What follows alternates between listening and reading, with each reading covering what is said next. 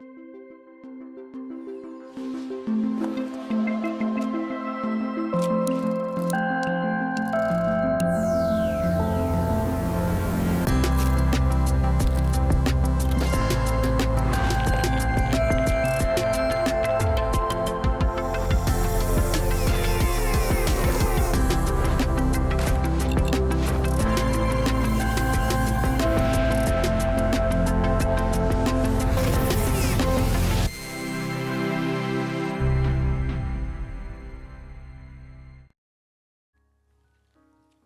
everyone.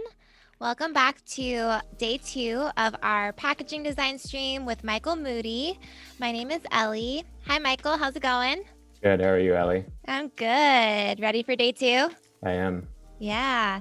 We had a lot of fun yesterday. Michael was working on some packaging design for some ready-to-drink cocktail cans, and it was awesome. We went into Dimension a little bit, showed a lot of Illustrator, and so he's going to be continuing working on that design today. If you missed yesterday's stream, you can always watch the replay. But say hi in the chat. Let us know where you guys are watching from. I'm in San Jose right now. And Michael, you're in Seattle? I am in Seattle. In Seattle. Cool. Yeah, let us know. Say hi. We are excited to hear all of your questions and just chat more about design today. So we can go ahead and pull up our schedule. There's a lot going on Adobe Live today. So this morning there was creating a still life painting with Spencer, and then a Photoshop Daily Creative Challenge with Jesus. And then there was a photo compositing stream with Sean Reichen. And then right before this, there was an Illustrator Daily Creative Challenge with Paul. And if you missed that, go and watch the replays so that you can submit to that creative challenge, and Michael will be reviewing those in a little bit. Then right now we're live with Michael, and then I think there's a few other things going on. There we go. Right after. So after this, there's XD Daily Creative Challenge with Andrea, and then there's a draw along with Kyle and a design off with Voodoo Val and Alana McCarthy. So much going on today. Make sure you stick around. And like I mentioned, Michael's going to be reviewing the Illustrator Daily Creative Challenge in a little bit. The challenge for today is to create a Georgia O'Keeffe style painting using blend tools and freeform gradients. So make sure that you are working on that during the stream so we can see what you guys create and submit. Even if it's just, you've only worked on it a little bit, it's not finished yet, you can still get feedback. So yeah, it looks like we have a lot of people joining. We have Dustin in Pennsylvania, Christian in Ecuador, Vincent in Florida. Thank you guys for being here. Feel free to ask questions. And Michael, do you want to just recap a little bit of who you are and what you do for everyone who missed out on yesterday's stream? Yeah, absolutely. So I'm Michael. I work as a creative director and designer at an agency called Night Shift, which I co-founded. Recently started that about 2 years ago, running the agency. And before that, I was working at Amazon Prime Video on the visual design aspect of that. And then as well as working at a few other design agencies in both the US and Canada. Cool. So that's a little bit about me. Some of my personal work, I also kind of dabble in. I primarily focus on, branding and experience, but I also do like some lettering stuff, which we like to incorporate in some of our work. If you were here yesterday, you would have heard a little bit more about, some of the ways that we incorporate lettering and handmade artifacts into a lot of our design elements at Night Shift. But I think this is like a little overview for me, and you're welcome to check out my Behance page if you're looking for a few projects. But yeah, I mean, that's about it. Cool, thank you. And then do you want to kind of recap what you were doing yesterday as well? Yeah, absolutely. We can jump into that. Sure. So yesterday, what we started to do was take a look at like what this overview of the project is. So prior to the stream, we kind of set out like what we're looking to achieve here. So really what we're looking to do is create 3 canned cocktails under the moniker Nightcap. So the cocktails kind of specialize in, they're essentially ready to drink cocktails that you can buy. the target demographic is about a 30 to 50-year-old person who enjoys luxury cocktails and convenience, working professionals that enjoy making cocktails but don't always have the time and resources.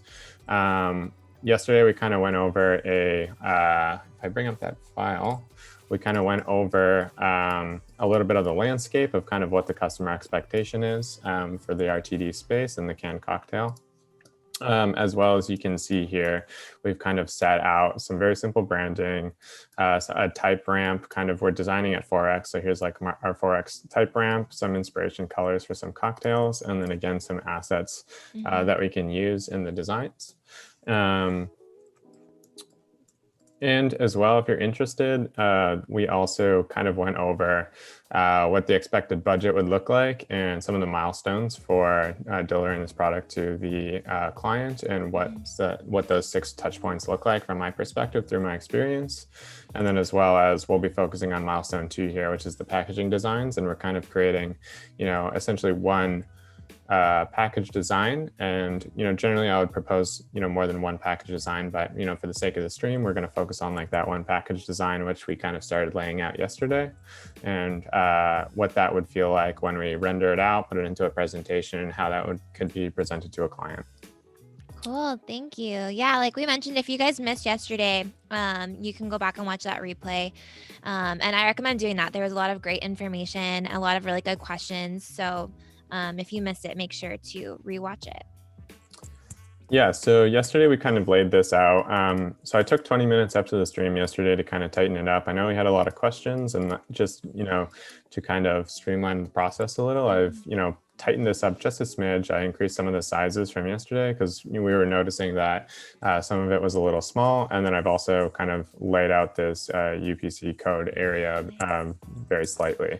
So I think, where we left off yesterday is the concept really was we were really liking from the On the Rocks brand, kind of how they were incorporating the color of the cocktail with the actual cocktail behind. So, because this is a can, we were curious to see like how we can pull some of the colors from the actual cocktail into the can. So we kind of started playing with some gradient meshes, which I think again, one of the things I did was I switched the color so the dark was a little bit more on the top, where it says, the perfect way to end the night, and it kind of bleeds off to like a darker, and then I switched down lighter, and we kind of worked on what the contrast ratio of some of the stuff would look like, and kind of, checking that out on the 3D render. And we also kind of went through applying something like this to a 3D render to kind of understand where there's opportunities to improve your design. So we can start to take a look at where we were and kind of where we can make improvements. So, one of the things I want to focus on is, first of all, pushing this a little bit further, tightening it up, and, starting to align everything so everything is feeling real nice. And then we can start to scale this to some of the other cocktails and what that would look like. And then we can start to work on some gradients. And once we're happy with, 2 or 3 of them, we can pull them into Dimension, see what those are going to look like, and again, take a look for opportunities for improvement. Cool, sounds fun. Okay, so I guess we can kind of jump into here and kind of see where we're at. We've got this type stack.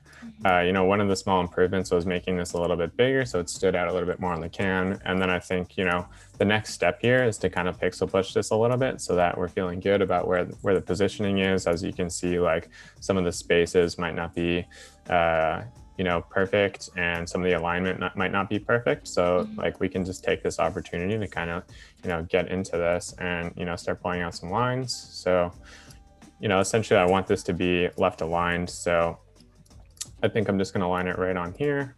And you just pulled that guide out from the ruler on the side. Yeah, right? So I hit Command R to kind of pull my ruler out, and then now what I'm doing is aligning everything. And sometimes when you align stuff like this, there's you need to take a visual pass at it, because if everything's just on the line, for example, I'm not saying that this could be the case, but sometimes you might need to by eye change it a little. So for example, the butt end of the fork could stick out of the line just so it feels visually balanced. So let's kind of go here, maybe 1 or 2 pixels over. Again, we can see there's a little bit of problems here with how this line is coming out, so we can just align that. And then we need to make some design decisions, like, do we want this line to like butt in? Do we want it to stick out? We can take a look at that once we step back from the design. And then the last thing, like once I kind of align everything in this grid, we can take a look at some of the spacing between each element and make sure like that's feeling good, and we can do everything be even, like so that they're all the same pixel widths, or we can do it by eye and see like does it feel right? Do we need to add a little bit more space to this area or not? Cool. Carol asked if Dimension has short cans now, or how you got the short cans. I made the short can myself, Yes. and I explained how I made it on yesterday's stream, but we can go over that again. Maybe when we hop over to Dimension, you can show that one more time. But if you want to see it, you guys can also look at yesterday's stream. Leo says, Seattle represent. Moodie is the best of the best. Thanks, Leo. And Nikita asked, I missed the stream yesterday. Could you mention the fonts that you're using, the names of the fonts again? Absolutely. So the fonts that I'm using we're using Highway Gothic for some of the header fonts, and we're using, I really was enjoying how narrow these are, and I kind of wanted to pair that with Mrs. E's, which is, for a brand like this, that's going a little bit more mature, a little bit more elegant in a way. So I wanted to incorporate, the Mrs. E's italic for the body copy here. So yeah, I think those are the type selections, and then I've also kind of laid out like what the type sizes should roughly be, and then we can kind of play around with these numbers as we go through the design and like understand what the sizes are going to look like and how they can change and work with each other. Cool, thank you. Voodoo Val is asking for what you're doing right now, just like moving everything around. Or I think also maybe she's referencing when you were talking about like doing things by eye and like the four maybe being out a little bit to be balanced, that kind of thing. Is there a designer rule of thumb for that? She says, I always worry that if something isn't pixel perfect, it's wrong, but sometimes it looks better if I bend the rules and bump something off center. Yeah, I think there's definitely I think the rule of thumb is you should align it to your grids, and then you should do an eye pass. And I think like what, the eye pass is like, for example, like if this feels better over here, which like this is just an example, then you should do that. But having it pixel perfect is like, something that you should explore. But I also think that there is a something special about having elements that aren't perfect, and it kind of gives it a little bit more of like a personality sometimes. And again, if you're looking for that pixel perfect design, sometimes doing it by eye can give it that feel. So I do think that there is an opportunity to bend the rules just a little bit to kind of get what your desired goal is. Yeah, that's great. Yeah, because sometimes even when things are perfectly aligned, like you said, when you step back, they don't actually look right. And it's more, I think it's better that it looks right than it's like technically right, Correct. Yeah. Whatever makes sense to your eyes. Great questions, you guys. Keep them coming. And if you guys are watching on YouTube, make sure to hop over to Behance, behance.net/live, so that we can see your questions and your comments and answer them, because if you're chatting on YouTube, we won't be able to see or address those questions. So one of the things was, we've got this kind of design here. I'm wondering if like, it's pour over ice, kind of give context into like, what this can, what it could look like. Yeah, what it could look like. I think like if we wanted to push this further, like doing like a little infographic could be pretty fun.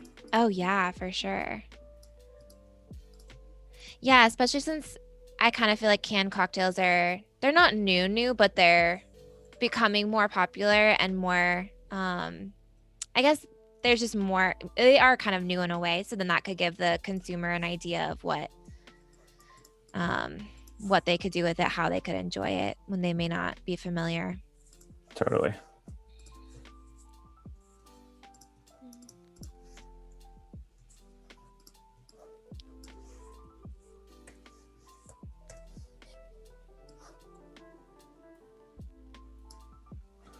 So making this, so like the width of my text box here is kind of like where the second grade is, or the second guide is going to go. So as you can see, it's just a little bit off. Mm-hmm.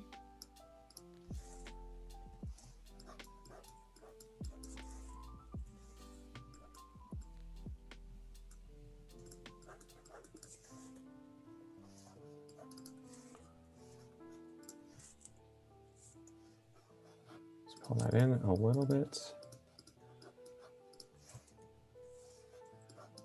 Okay, so we've kind of like aligned this to our grid here. I've kept this like sticking out a little so it holds a little bit more visual weight here. And so that's like a little bit more eye-catching. And I think, you know, for this, I do want this to be centered at the top. So like I want it, you know, to wrap around both in the middle and the back. So if we kind of take a look at what the center is. So just for a quick test, like how I would do this is like make a box. And if I want this directly center, I can kind of just align these and you know, see how far I am off. And then sometimes it does this, just pull it back. So, you know, I think like if we're going to account for this, you know, probably what we could do is bring this in and then recenter this and see what happens. Pull this back. So I think that's a good way. And then if we want to just copy this over. Maybe we can delete this one, copy this over. And this is roughly where this should be placed. So these kind of butt up against each other. And then we've got like, this hits like this line here, which is great. And then, you know, it's generally more or less like centered within. I do want them to, you know, relate to like what this, you know, where the story panel is and like where the front panel is. That's a little bit about how I did that. So the next part is checking like, how do we feel about the space? So maybe like we zoom out a little, turn the guides off.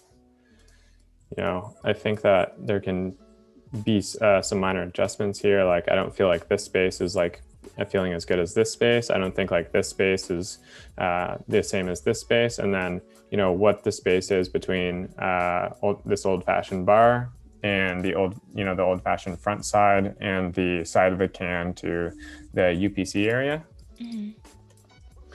So what I would do here is, first of all, if we're feeling good, like we should look at the mock-up, kind of like take a look at like what the can looks like and say like, is this feeling good? Is this like, you know, a rough point in which we should, you know, measure success at for this, you know, spacing? And if so, let's say we are super happy with this, you know, generally what I would do is just take a box and I just use, you know, I'll just color, you know, change this color, maybe like make it 50% opacity. And then I can kind of bring this box over to the other side where the UPC information is. And then I want to select all this and then I can just butt it over. And there you go. So we've got equal spacing there. And then we want to take this one. So let's make this a different color. So this is going to be like the spacing between the front side and like the story section. So if we're feeling like this is, you know, something that we want to achieve, we can kind of copy this over. It's a little bit farther away. So we probably want to, well, actually, it's pretty close. It's pretty close. Yeah, it looks pretty exact. Yeah, it is. It's pretty close. So I think that it just needs to move over the left 1 pixel, which is like That's pretty good. Yeah. So let's just bump that over 1 pixel. Okay, and then, you know, what we want to take a look at now is what the spacing from here to here. So this could definitely come up a little bit. And is that going to impact? You know, I think that looks pretty good. And I think like I'm going to leave a couple extra spaces here. Oops. Leave a couple extra spaces here. You can pull this down. I generally like measure, like it really depends how you want to measure it. I generally measure it from the bottom of the X height. Yeah. So like the C kind of like dips underneath the X height slightly. So I think that's fine. I'll just measure it from like where the X height hits. And then I kind of want to add a couple extra pixels here. So I think this is totally fine. And then I want to measure this. I probably want to add the same space. So like what I could do here, just extend that. So that's 28 pixels. And then we can pull this up and butt up against that. And then we can take a look at this. And I think here, here's another section where we're probably not going to make this perfect. Sure. But the question is like, do we want to keep this space consistent, or do we want to pull this down and pull this down to make it a little bit more equal? So kind of like Illustrator gave me, like when I pulled that down, it gave me a little notification in green there. I don't know if you can see where it's like vertically centered. So let's kind of check it.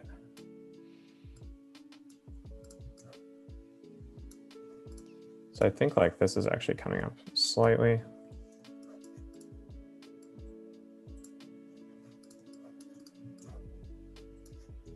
So I could probably pull this down just like this. Maybe up 1 pixel. Cool, so maybe that's feeling a little bit better. Yeah, it looks good. We had a question about the little glass graphic that you have. Yep. If you showed how you made that on the stream yesterday, or where you got that from. Sorry, 1 second. A designer at Night Shift, Michael Kennedy, drew an illustration set for some cocktail stuff that we're working on. So I pulled this from an asset sheet at Night Shift. Cool. Yeah, you could probably make that so easily in Illustrator though, just by like using shapes and the pen tool. Okay, so we're kind of feeling pretty good about the spacing. One of the things is like these I'm not feeling so good about. So maybe I'll just like, oh wait, these might actually be, they are.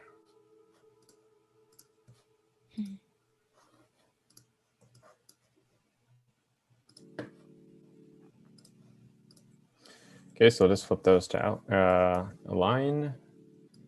Then we can start to take a look at this. So I think like this area is feeling pretty good, well spaced. I'm wondering if we want to add the height here. So the question is, do we want to align it with the top of the old fashioned or the top of the box? So right now it's aligned to the top of the box. We could definitely explore it. I think like, as long as it is aligned in the height, I think that's totally fine. And one of the reasons why this is higher is that it needs more space because it's a requirement from like the government or whatever for the height and size of like these specific elements. It's roughly supposed to be like 20%, but like obviously I think that there's a little bit of room for interpretation in a way, as long as it's big enough to read. I definitely see some products in the market that have really, really small information, which I don't know, like it says 20% on like the government website, but I think it's like, as long as the contrast's high enough and it's legible, then you're kind of good to go. Sure. Sweet. So what we're doing is kind of working on this spacing.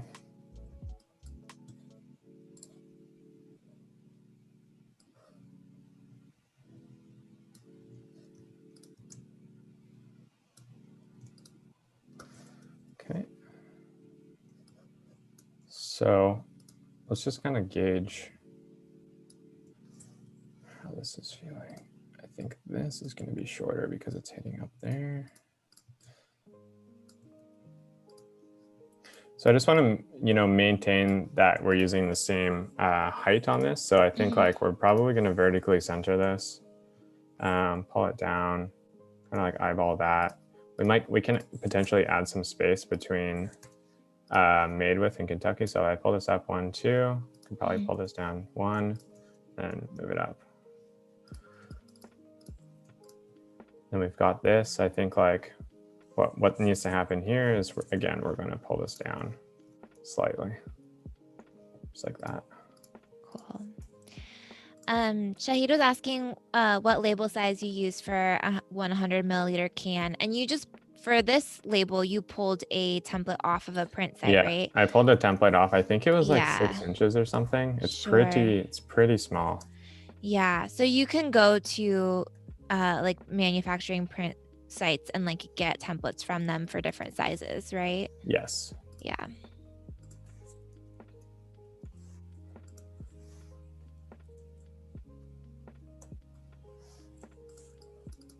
Okay, this is all feeling pretty good. And then this is butting up on the bottom line. So if we pull our guides back, we've got this all aligned to the bottom. One of the questions is,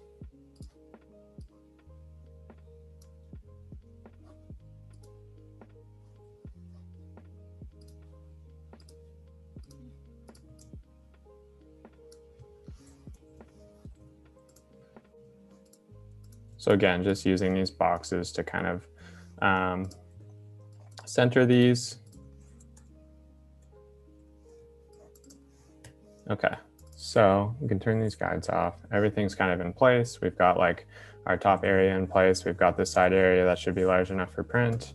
And we've got our story, which is like equal distance from like our primary panel to our UPC panel. And then we've got our front panel that, you know, should have some pretty accurate positioning. Great. Okay, so I think like this is what we're going to use to kind of scale to the different cocktails. So what I would do now, and we're going to get into like this gradient stuff a little bit later, but you know what I would do now is pull this down. And to do that, you're just using the artboard tool. And Yeah, how are you duplicating that? Yep. So, you know, I'll do the artboard tool, kind of select my artboard, and then I will hit Option and just drag it with a left click. Cool. And then it'll duplicate everything. Yes. As well, which is so convenient. So if we bring this up, we can come down to the Bella Luna. So this will now be Bella Luna. Marcia asked, what's the point size for the legal information that you have on the can? The point size right now is around 5. Okay. 5 point.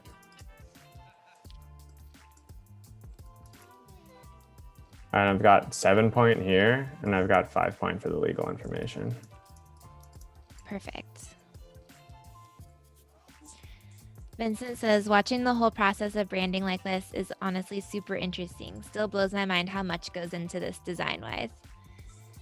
Totally. It's true. Yeah. People don't realize like how many tiny little details go into a final design. Okay. So here is an example of like where the reason why this is extended a little bit farther. So as you can see, like the ingredients on this, so like to make it more of a scalable design system, the ingredients here kind of need to be able to fit into like different shapes and sizes because of like, you know, this might have a little bit longer of a title. So I think I can extend it. And because I don't want to hyphenate Violet Berry here, because I guess it already, you know, has a dash in it. So for some reason, this feels like it got pulled over to the left a little. Yeah, so having those longer lines in the original design that you're going off of, you can have flexibility for. Absolutely. Yeah, it was kind of like more of like a strategic yeah. decision there. And it looks like for some reason, no, I guess that's right. It just feels like a little bit airy here. But I guess like that's just like the relationship between like botanical and liqueur. And I'm wondering if, you know, I want this to be on the same line. So I'll just like command return to force like a line break there. So I can have Violet Berry liqueur on its own line because it's its own ingredient. Sure. So we've got our Bella Luna. We've got our Bella Luna nightcap made with botanical gin, elderflower liqueur. And what's going to happen is we're going to need to replace these icons. So if we go, kind of come down to here, this is the Bella Luna. Nice. Oops.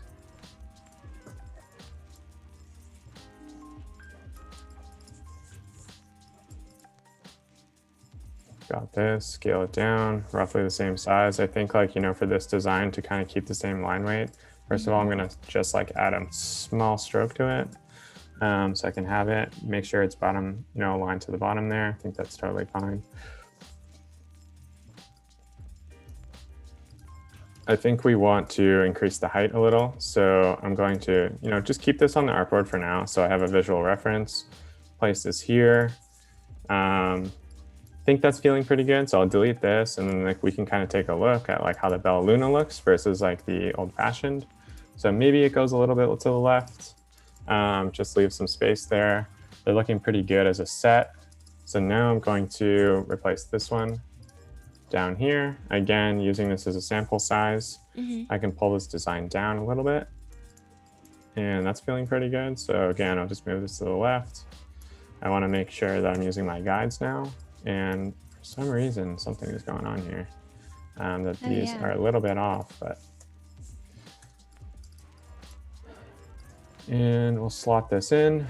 Maybe like, maybe this butts up against the line. This kind of comes out again, like that's that by eye centering. Yeah, how the lemon was kind of coming out in the original one. Yeah. So if we take a look here, I do want to change this. So what looks like it happened here is like this honestly just got pushed over. Somewhere in my design. There you go. Kind of looks like everything got pushed over actually. Yeah. Oh, wait, sorry. This was when I vertically centered it. So I needed to redo these guides. Right.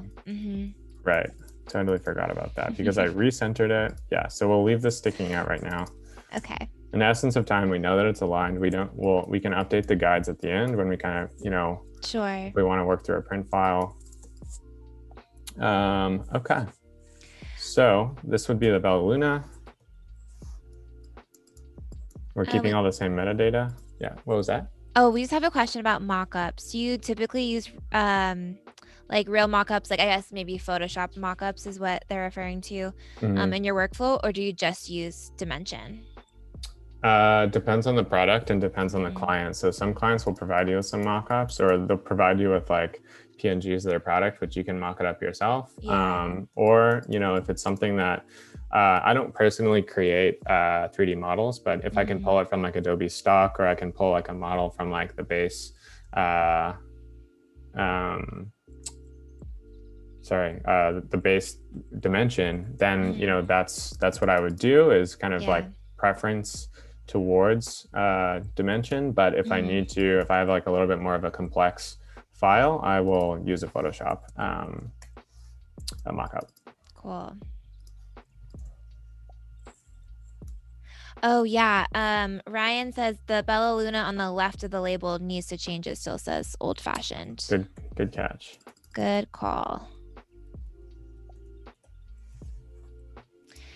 And we have about an hour until design feedback. So make sure you guys are working on the Illustrator challenge for today. The challenge today is to create a Georgia O'Keeffe style floral using the blend tool and freeform gradients. And if you missed, Paul gave a tutorial on how to do that. You can watch the replay and work on it during the stream so that Michael can give some feedback on that in about 55 minutes.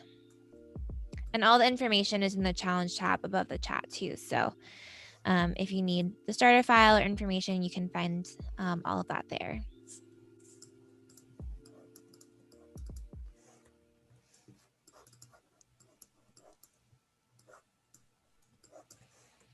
So this is the last flavor, right? Yes. Third flavor. Okay. So we're just going to go in, quickly create this. Won't go into too much detail like we did last time. Same process. When you are presenting designs like this to a client, because you probably would have more than one version, like 2 or 3 versions, would you do every flavor in every version? Does that make sense?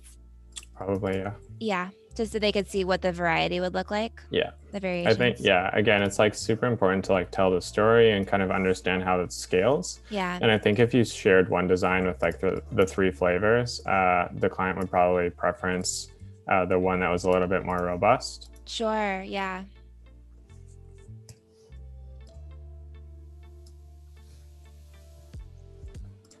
Okay.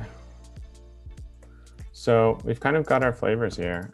Actually, what I need to do is change the ingredient here and change this.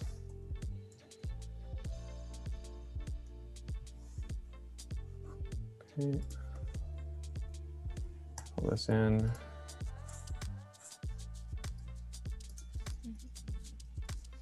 Seems pretty centered.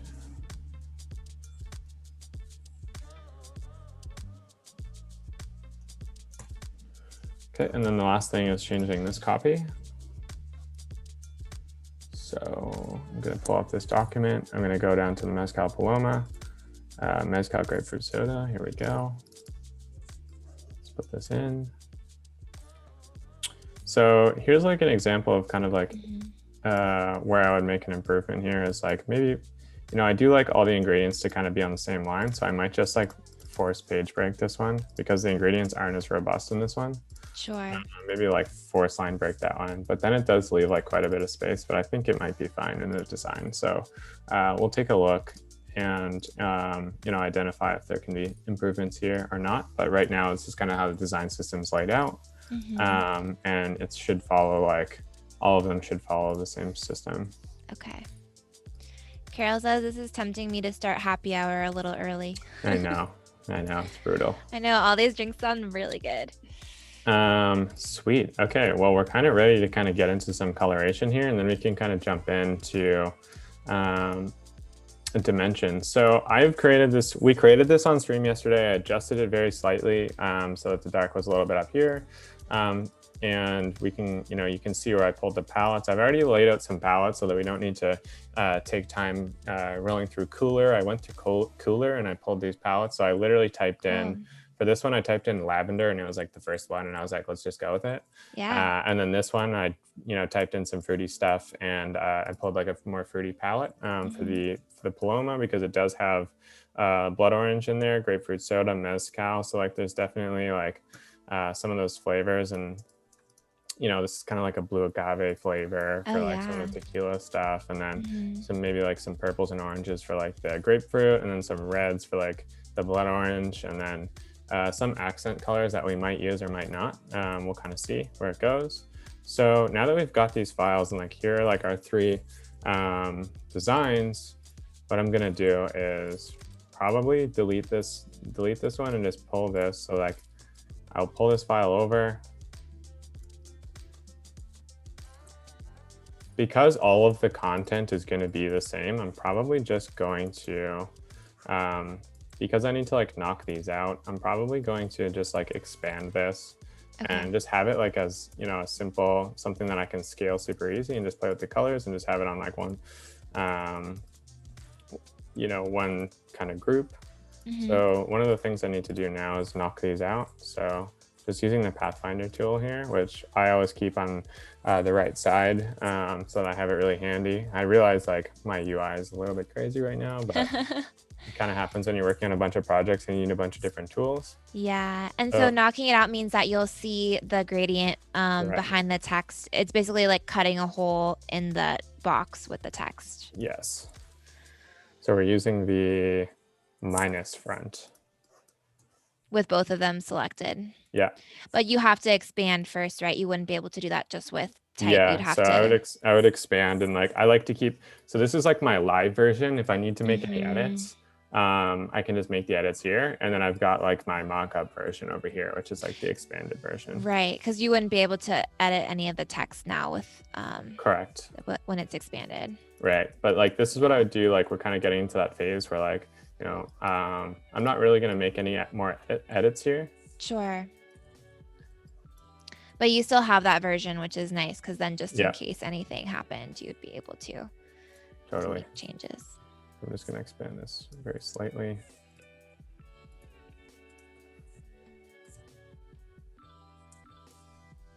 gonna pull this in just like a little bit for bleed here. And then I would probably take this one and just like bleed it off too, because like sometimes when you save out files, there can be like little artifacts that are nasty that you don't want in your design.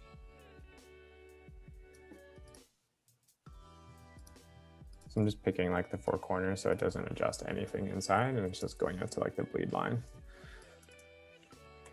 Okay, so we're pretty happy with this gradient. So let's just Command 2, lock that, and then I can select the whole artboard here. And then we can take a look at our palette from yesterday and kind of select this color. So we're kind of using this color for what the design is going to look like. So this is kind of how it came out.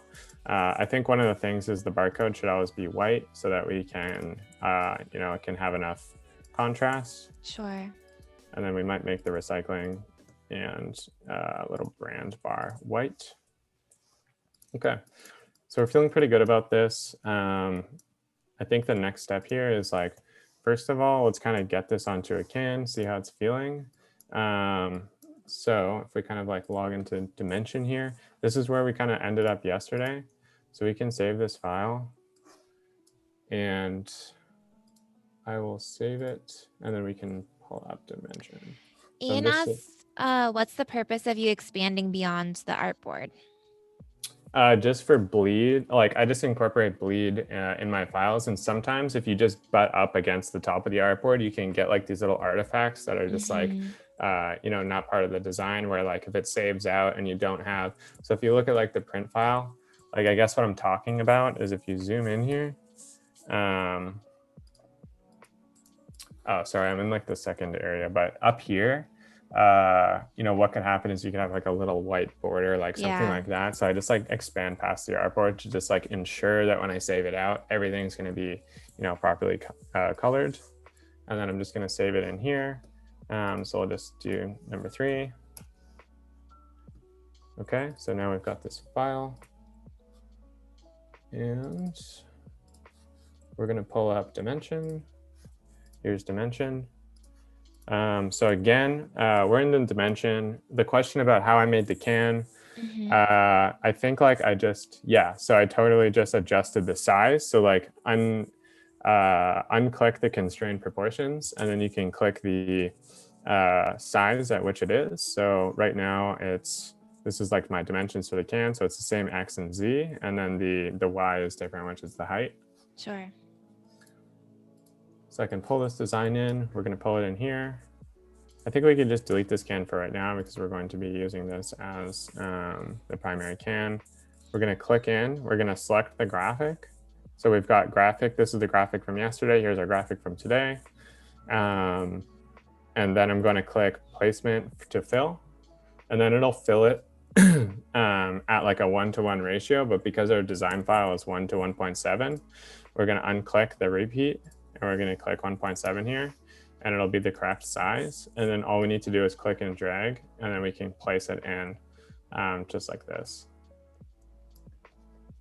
Okay, and then right now we can take the orbit tool, which I think is O, and then you can scroll around, see like, as you can see, like I think this is high enough contrast, like this is all positioned well. And yeah, we can kind of see like where the contrast is good and where like maybe like the gradient could slightly improve. But I think overall like we did like a pretty good job in selecting some of the colors here.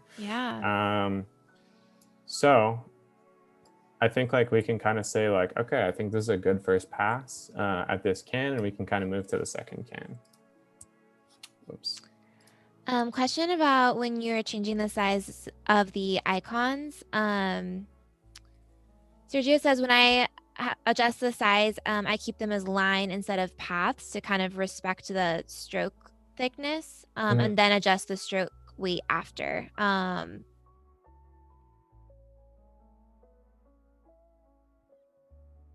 So those icons are expanded. I added like a 0.5 stroke at the very end so that I can match the weight of the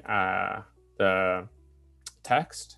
So it wasn't too thin. But I think like, I probably, once you're happy with like the strokes, I would just keep a version of it, and then I would outline one, or you can scale it with the strokes as well when you go to in your Illustrator, you can select to scale strokes as well as the fill.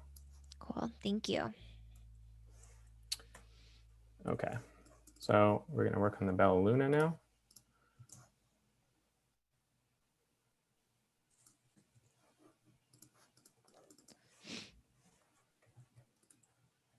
So we're going to grab this gradient and we're just going to pull it down.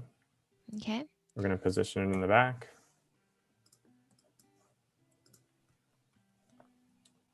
And you just held Option to duplicate it as you're dragging? Yeah. And then again, we're just going to outline everything. Select this, Okay. we can object, expand appearance, and then expand. So we're getting everything outlined. We can select these two, cut it out, select these two, cut it out.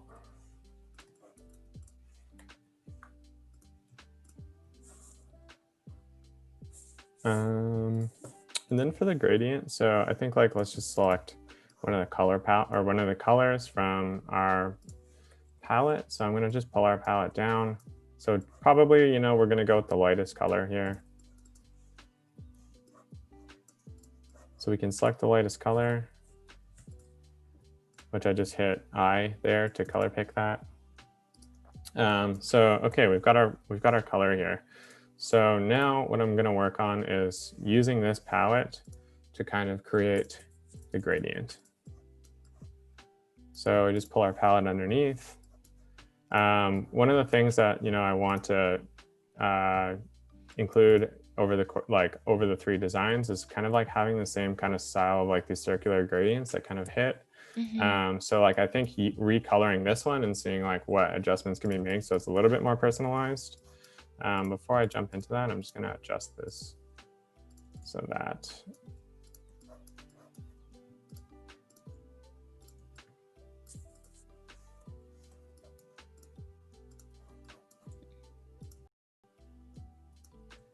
cool. And that's just that bleed that I was talking about, making sure that there wasn't any of the background sticking out at the bottom of the design file when I save it out. Cool. So we're getting into the gradient now. How do we do this? We click on the background layer. See, as it's like we've just copied this gradient, but if we want to adjust it, we're going to gradient, we're going to freeform gradient, and then we're going to edit the gradient. So we'll pull up this UI where, like, as you can see, where I've placed all of I've got a darker, a lighter, a medium tone, two medium tones, a light tone, and like a dark tone. So this is kind of like how this is working, how the gradients are placed, and they're just radial gradients that kind of create these nice little interactions between the circles. So, immediately, let's just like start picking some colors here. So we want it to be purple. The cocktail is purple. So, maybe this one's a little bit dark up here. And then again, I'm just dragging it and moving it so I can kind of preview like what it's looking like. I think, this one could be something like this. Maybe this one's like this. And see, like, we're kind of getting some low contrast here. So maybe maybe that's not the best selection. Maybe we go a little bit darker here so that the content is easily readable. Yeah, we had a question about the 3D software you were using, and that was Adobe Dimension. Yeah.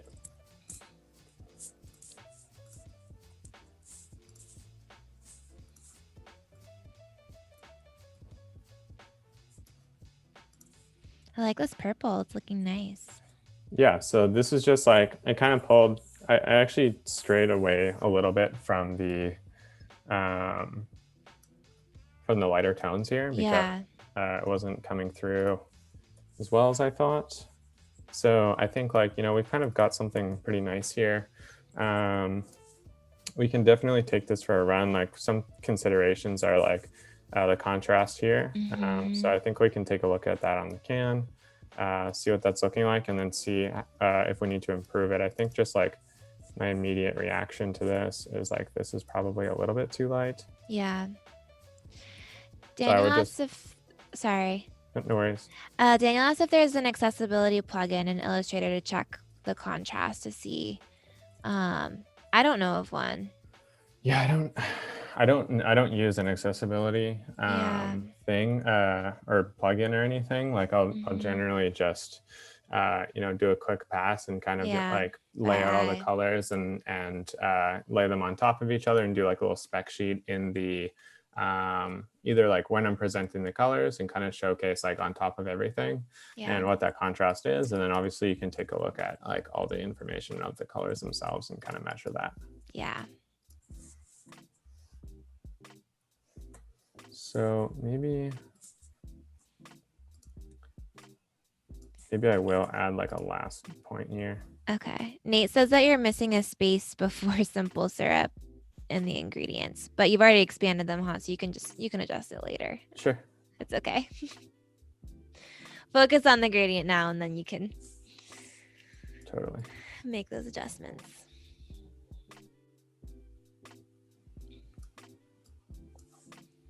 Mm-hmm.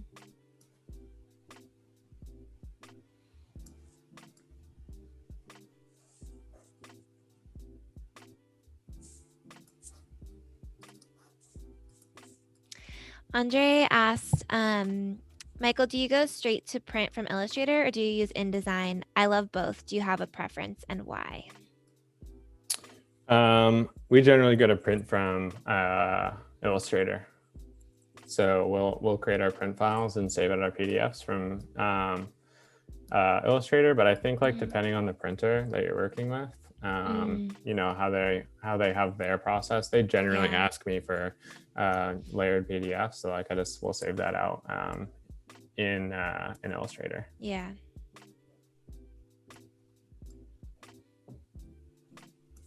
Okay. So let's give this a shot. I don't think it's as refined as it could be, but I think like it's a good first step. Yeah. So let's save this out. Just saving this as a JPEG. You can do number 4.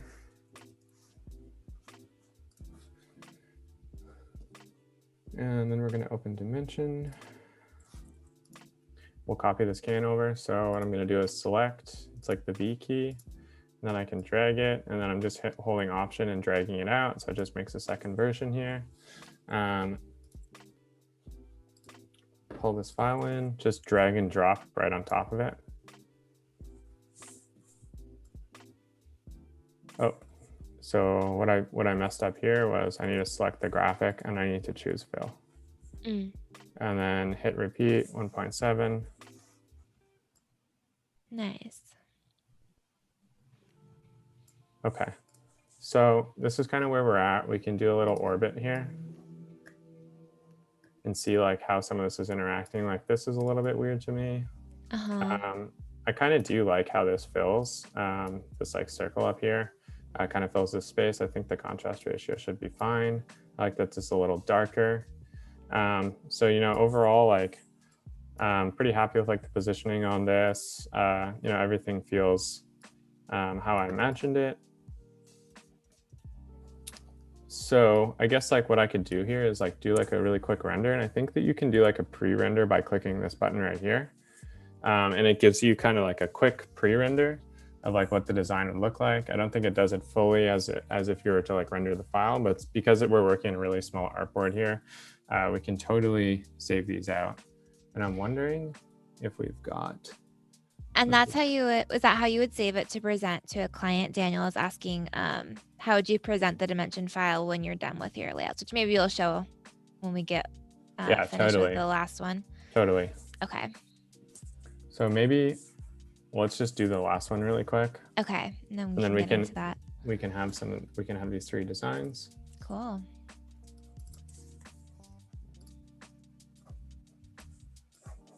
About 35 minutes till design feedback. So make sure you're working on your Illustrator Daily Creative Challenge, making your Georgia O'Keeffe inspired floral painting in Illustrator using the blend tool and using freeform gradients, which is what Michael's using right now. So it goes along perfectly. And even if you're not finished, we'd love to see it. And Michael can offer some feedback. And yeah, we want to see what you guys create.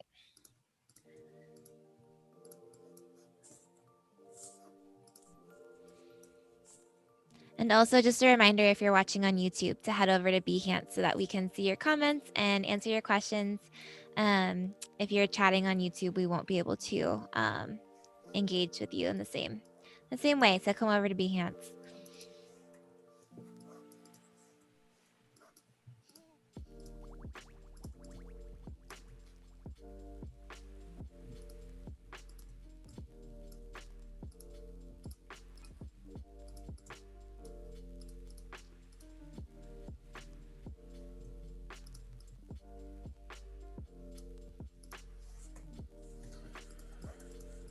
Okay, so now we're going to try this palette out. See how it goes. From the Mezcal Paloma. Just lock this. We can just make this white for now. One of the things that I think I missed here is like this was actually supposed to be white. These three. Mm-hmm.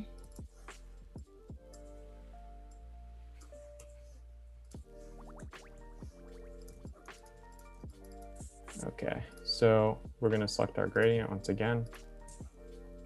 We're going to edit our gradient, and we are going to take some colors here.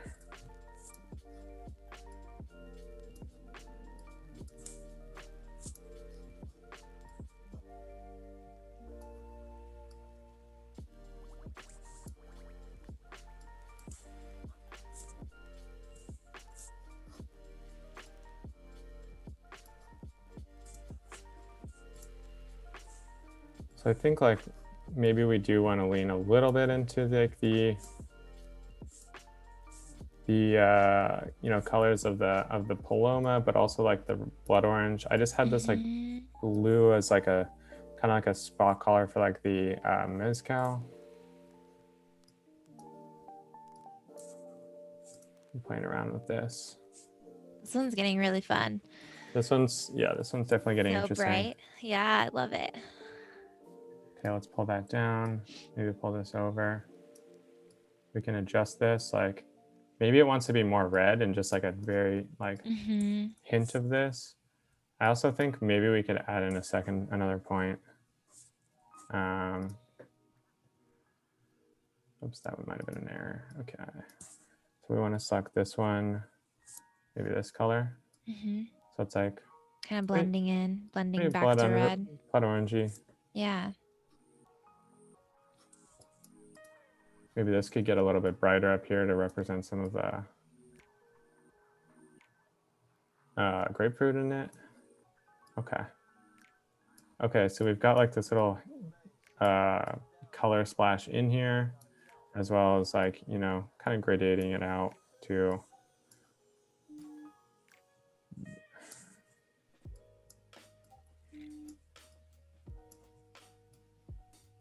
Okay, maybe this color is a little bit too pink.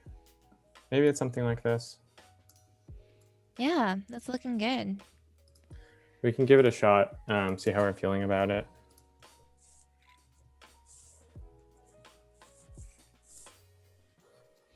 This can be number 5.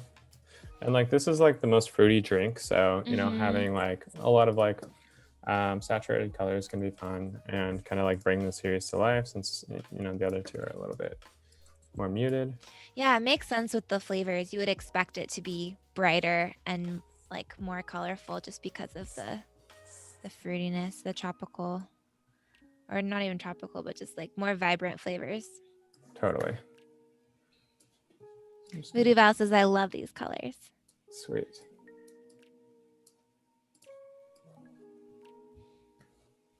Okay. So we've kind of, you know, designed these 3 cocktails here. We've got the colors. We can kind of take a look at how they look like a set. They're pretty distinct from each other, which is like kind of what we were going through, or going for, sorry. So the next step here would really be like, you know, how are we going to present this work? Are we happy with the work? And like maybe for like the next feedback round that we might get from the client, what we could, you know, recommend for something to improve on. One of the things I noticed is like this isn't perfectly centered. Okay. Okay. So, you know, how I'd approach this is probably like, you know, I want all of these as independent items, and I probably want them like,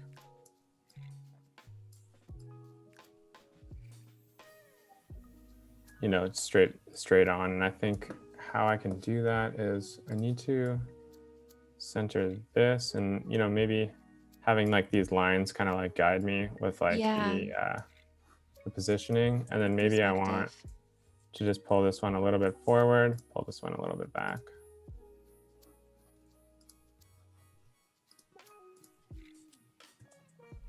So I've somehow lost how to position my stuff. I'm not too sure what happened here.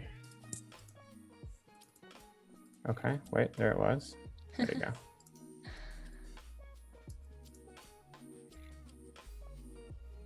Sweet. And because I think like, you know, the old fashioned is like the primary cocktail for the brand, we can maybe rotate this like so. And we can give this a render and see how it's feeling. So again, here's a render from yesterday. We can just render this one. I'm not going to replace it. We can do initial test too. And we're just going like fast PNG, kind of seeing what it's going to look like.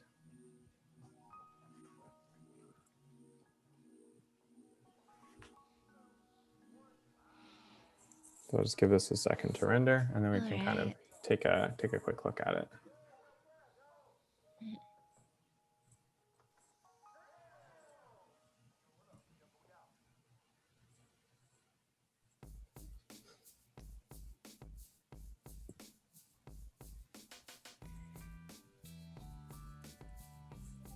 Andrea says about the mezcal one, the contrast looks great, passion fruity colors.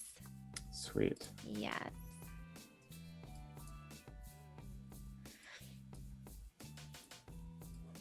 That's looking good. Okay, so here's how these cans came out. You know, I think that we can kind of prepare something for a presentation and kind of how we would show this.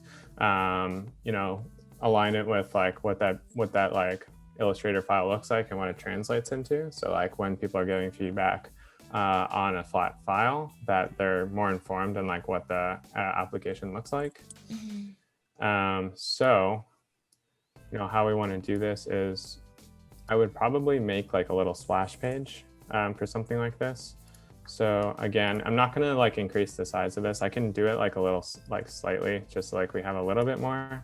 But and how I'm doing this is I'm literally just scaling the artboard, kind of like how you would do in Illustrator. I don't want to go too big because it's going to take up some time to render.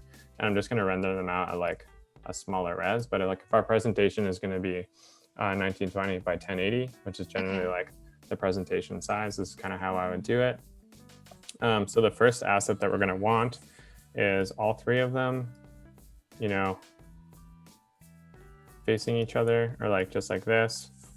I'm going to rotate this, maybe like have like something like this where you can see like where it tells you what the cocktail is. So I'm just going to rotate them all slightly. Do you have any tips on balancing a layout when you have varying elements that can include text, shapes, icons, etc.? Any like balancing tips? I mean, just like making sure that when you're balancing something, they hold the same visual weight. And, you know, what the, you know, if you're using a stroke, like adjusting that stroke, if you're using a fill, making sure that you're pairing that with like something that works well with the fill. So like a typeface that's a little chunkier, or, you know, choosing like the size of your type that, so they have a relationship to each other. Like balancing is really just like what the relationship between the elements on the page are and what the hierarchy looks like. So that would be, you know, something that, you know, working on the balancing of like each element. Sweet. And then one thing I wanted to kind of play with on this one was, you know, first of all, we can select a background. So, you know, do we want like a black background on this? Do we want like a white background? Probably like white background. I think like it makes the most sense, but there is like the opportunity to, you know, place an image behind there, change this, and, you know, like we could color pick it. So if we're doing like the Bella Luna cocktail and we want like, you know, this color for the background, we can totally do that. Or if we're doing the old fashioned, we can select this, and like it can be related to each one. But for right now, I think let's just, you know, stick with this for right now. Just make sure that these are all aligned so that when I do save them out, they're the same size and kind of like at the same angle. And then we're saving it at, I just scaled this up, so it's 16:14 right now. Maybe like what I could do is pull it down slightly. So it's closer to 1080. I think we're gonna chop this up in Photoshop anyway. Okay. But you know, you can also just type this in. So if I just want a 1920 by 1080, I can just write that in. And it gives me this view, which is great and kind of like exactly what I'm looking for. Yeah. So let's render this asset out. And we will, you know, call this front view.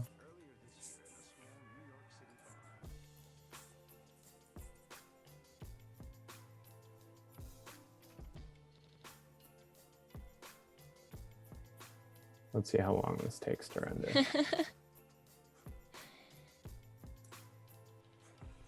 About 25 minutes until design feedback. So if you guys have any last questions for Michael, feel free to ask them now about design and Illustrator, Dimension, all those things while we have him here. And make sure you're working on your challenge too, so you can get some feedback. So I think I'm gonna like reduce the size because I don't think we have enough time to render these out really nice. Okay. But I can let this one render out because we can use this for our kind of title page of like what the presentation could look like. Mm-hmm. You know, I would probably, you know, have their branding, have the agents like what the branding is, kind of like maybe show this 3 options. So like if we had 3 options here, it could be like one of each or something like that. And we could kind of get into like, you know, what that system looks like for each one. Mm-hmm. So I guess while this is rendering, you know, we've got these files saved out.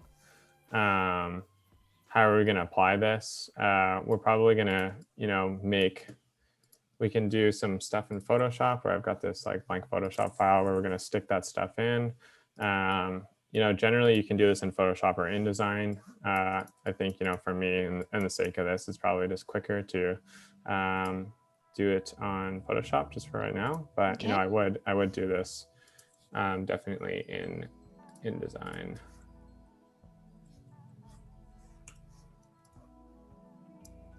So we've got, just put that logo up there. As we know, like our cover photo is going to look something like this. So I just like put the branding up there.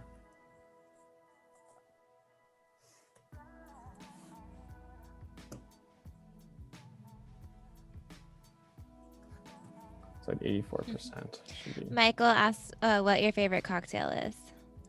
My favorite cocktail? It's a good question. My favorite cocktail is probably a Negroni myself. Oh, yeah. Yeah, I do like a Negroni, and I'm a big fan of mezcal cocktails as well. Mm-hmm. Okay, sweet. So we've got this. We can kind of drop this in. Nice. So this is how this is feeling. So if we take like some of, you know, the type that they have,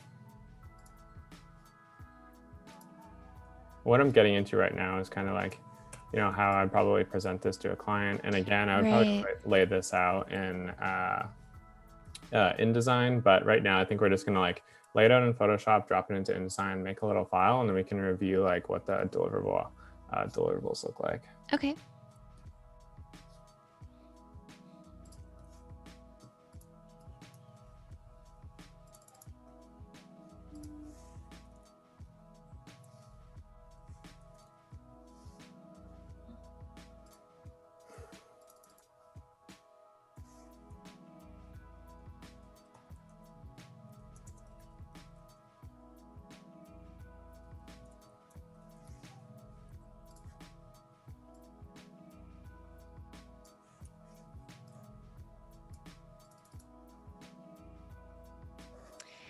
Christine asked if you have any books or media that you recommend for self-taught designers about the process, business, or just general creativity. Yeah, I think, you know, a great service is called Skillshare, which I used for like a bunch of different designers, have like some pretty good stuff on there. And, you know, I think like In terms of books, like I don't really read technical skill books. I more or less Yeah. like watch it, but like I definitely have read some pretty good books. Like I know Aaron Draplin has a book kind of about his journey, which you could definitely check out. I know that Stefan Sagmeister has a few things as well that you can kind of read about, like creativity. And I know Stefan Sagmeister also has like a film that's pretty sweet that you can check out. Cool, thank you.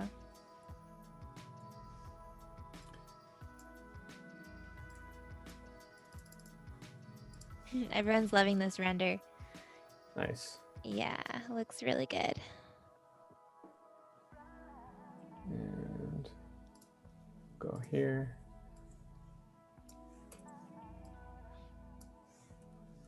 Then we would just like add in the date. So it's Thursday, September 29th.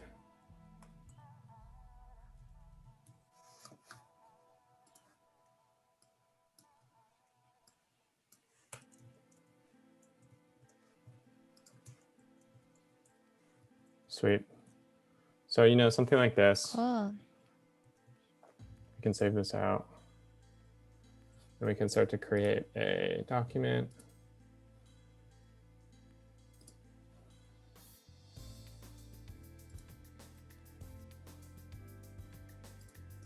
Again, I would definitely lay this out and apply some type stylings and stuff to like my character and paragraph stylings. But for the sake of this, we will just create it in Photoshop, because I think like the point is that we want to show the product a little bit more. Sure.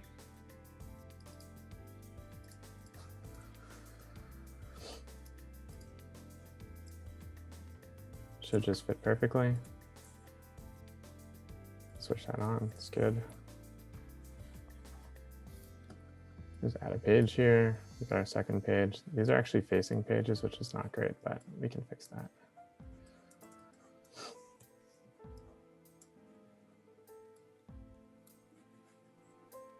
Okay, so now we're going to go to Dimension. Another thing that we can do in Dimension is, take a look at like how the light hits here. So like if we definitely, if we wanted to have a lighter on the left side, and what the rotation of the light source is, which is pretty sweet. And another thing that you can do is, if you take a look, and this is the base asset library of Dimension, you can take a look at, first of all, we can change the color of like this can. So like if we wanted to have a golden can for these, like we'd be able to cool. apply a golden, so like a brass, for example, to these if we wanted to. Since we've already saved them out, we'll kind of keep them as is. And then you can also add environmental lighting, studio panels. So you can kind of see in this sample where the light sources are coming from, and they have like a visual representation where the light sources are. So if we wanted to like apply this, as you can see, like, maybe that's pretty sweet. Yeah. And I use those studio side panels. So just like a representation of like what the actual studio could be if you're to photograph these. Yeah, that's awesome. Okay, so for each one, what I want to do is save them out independently. So I think like I just want to make my artboard smaller so that we can save these out in a more timely fashion. So we'll just put it back to like this size, still keeping the same ratio. So we should just be able to slap it, and it just won't be full resolution. But one of the things that I wanted to do was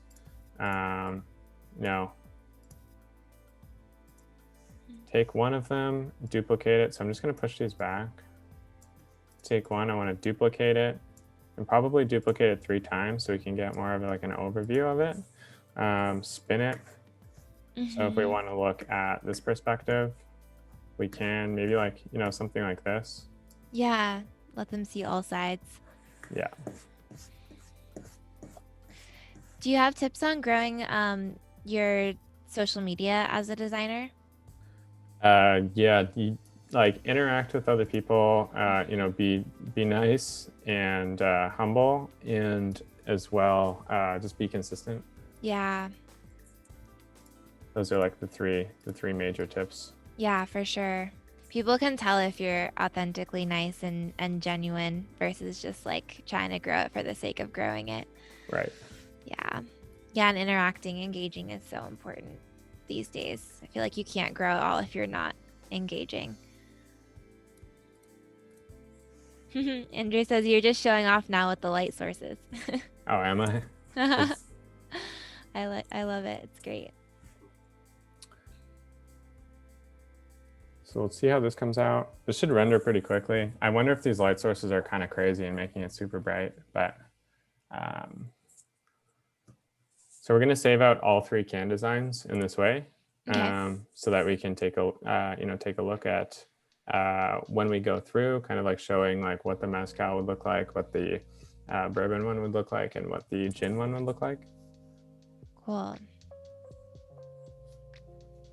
So while this is rendering again, I guess it's pretty close to done, but so, obviously let's just consider that these are pages. And we want to take the files that I saved out for these. So, if we're doing this one first, what does this look like? Here's like the flat file. Just pull this here. Do like a color background here. I wonder if we, maybe just want to like show it on black. Potentially could be nice. Yeah. Or really good contrast. Yeah, I think let's just do black. Save this out. So again, just saving this out for the presentation so we can kind of get into, here's the what the flat file looks like. Here's what the renders look like. So I'm saving this one as Paloma flat. And we'll do the same for the other 2.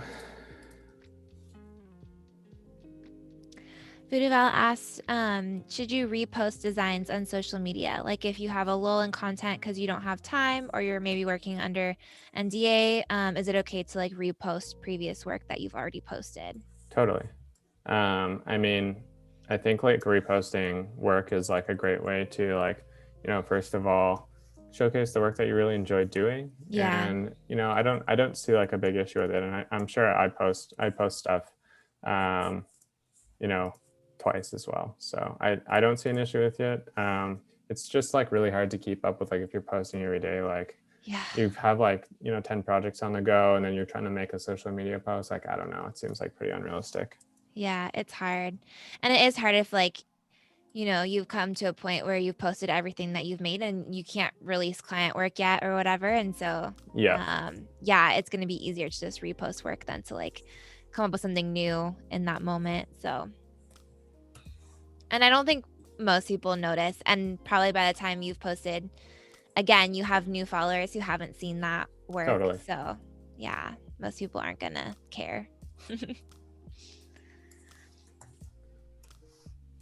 Okay, so we can kind of go into our deck here. There is an issue with this, but it'll be okay. We just got to like not save it out with these facing pages. So we're probably getting into, I could honestly just restart this document really quick so I don't have facing pages. Okay. 10 minutes till design feedback. So if you're working on your Georgia O'Keeffe inspired florals, make sure to submit, get some feedback. We'll look at them on the stream pretty soon.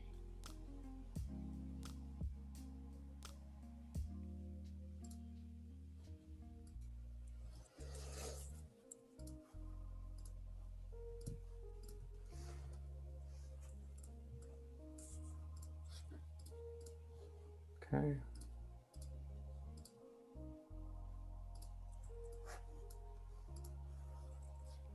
Kerwin says that these came out great. They look thank good. you. Okay, so we've kind of got our 3 labels here. And then like within each independent label, we want to show, so this one's probably going to be first, Bella Luna, or maybe we can like break it up, like break up the presentation with like a darker one, a lighter one, and then kind of like in the middle where it's got some colors. Nice. So if we go back to Dimension here, we should have this file saved out. Let's see what that came out as. Okay, here's like what the render came out as. Great. So it's looking pretty sweet. Yeah, looks good. Kill this one. Kill this one.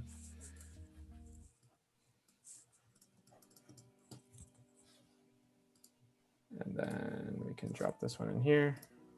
So there you go. Like we've got like this representation of like what the can looks like. Again, if I were doing this with a client, I would probably like obviously render this out in higher res, play around with the lighting, add some descriptions like what they were looking to see and like how we were going to achieve it. But again, like, showing the flat file, how does that relate to like the product mockup, and then talking about like where we see room for improvement. Question about skinning products in Dimension. Kerwin asked, how do you know if your layout will fit the models in Dimension? Is there a way to specify dimensions? Yep. So you can definitely, so the way that I did this was I changed, like, because my design was like 1.7, I changed like the size and scale of this to kind of like fit. And then I just did a test. And I was like, I took like a black square and I was like, does this wrap fully? And if it doesn't, then like we can adjust it slightly. Okay. So like I'm not a 3D renderer, so like I don't know like all the details on that. But what I do know is that there's definitely some trial and error stuff that you can do with the size down here to make it fit correctly. And and I think like more or less like you can adjust inside of the can itself. There's a lot of adjustments, so you can work on like the offsets, the repeats, and this kind of stuff to kind of make sure that it fits properly. Yeah, tighten it up. Yeah. Cool. Andrea says the asterisk after the cap feels really great. Feels good. Great work, Michael. Thank you. And then Marcia says it looks so professional and really good.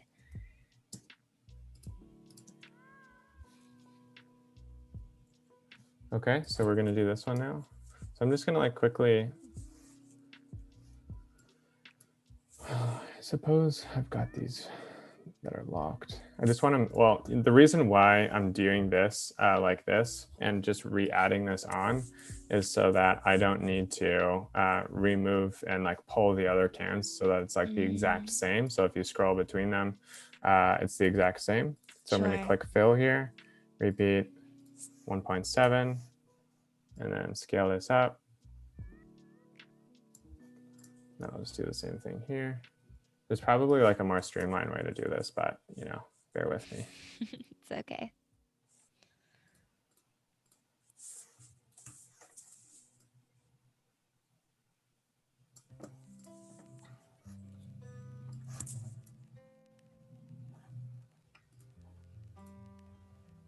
But what's really nice is like, because I've positioned these cans, where the break on like where the can was positioned, it'll retain that. So I'm just swapping out. That's really nice. Yeah. And then you don't have to adjust it to make sure it's like exactly the same. Correct. Yeah. That's really nice. Okay, so let's go ahead and render this. So this is the front. This is bourbon. Render this.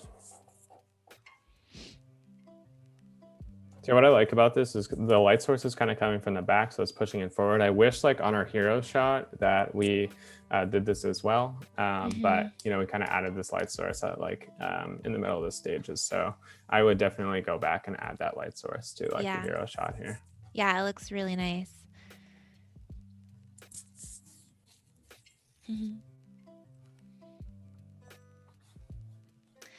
Brian asks if the labels in Dimension are linked to labels in InDesign, and if you automatically updated them, if it would they automatically update if you modified the original in InDesign? Yeah. But you made these in Illustrator, not in InDesign. I made them in Illustrator, but I do think that there's a way to do that. I didn't do it in this project because I'm not like a super skilled user of Dimension, but I can get by because all I need to do is like, I'm not reinventing anything here. I'm using like what is available from Adobe to me, and I'm just using it to the way that I can convey, because I'm a graphic designer, not a 3D like modeler. I'm not an animator or something like that. So I'm just using it to the best way I can with like the skill set that I have. So, learning and like doing all that linking, I'm kind of just like a little bit more old fashioned, no pun intended, with how I kind of apply some of those graphics. But I think like you're totally right in that way of thinking. And if you do find it a way, you should definitely let me know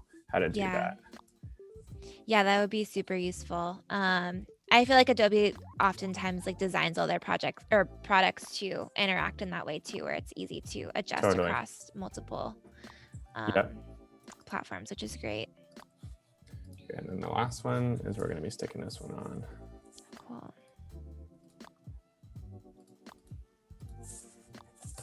Natasha says it's a beautiful presentation. Thank you.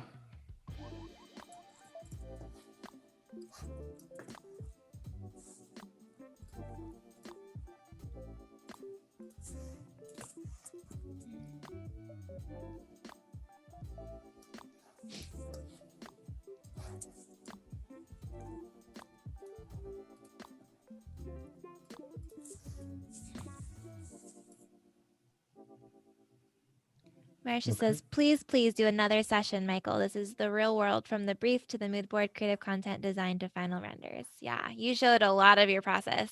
Yeah, totally.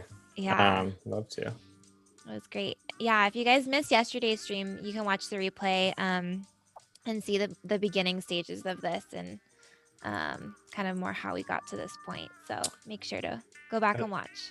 Another thing that I want to note about rendering here, so I'm rendering at the lowest quality possible. You can adjust this, and I'm also rendering at a very low file size, so we can do it on the stream here. But generally, like I would render a PSD, and then you get like a little bit more flexibility with what you can do. I think like rendering a PSD would take 5 minutes each. So like, do we really have 20 minutes to render here? No, but like we're rendering out like, pretty small, and like there's a lot more things you can do with this tool to kind of help out a little. Whoops. I want to stop that.